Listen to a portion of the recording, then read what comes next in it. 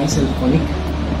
I'm currently working for PricewaterhouseCoopers Service Delivery Center as a tax associate for International Assignment Services. I joined ICA in 2008 when I just joined my first year of my college. I worked over here.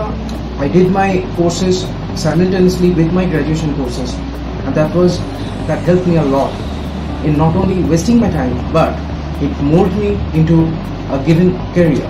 ICA not only prepares you to join the competitive world, but it also molds you technically and makes you such a person, such a professional person that you can fight and give your best and be the top leader in the accounts, banking and taxation management.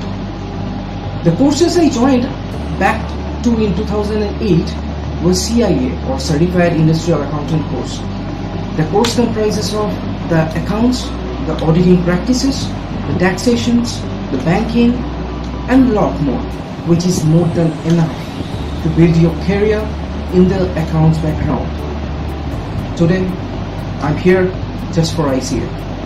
It prepared me in such a manner that I can fight, I can grow and I can build my career, and I can remain in the top of this world, top of the professional world.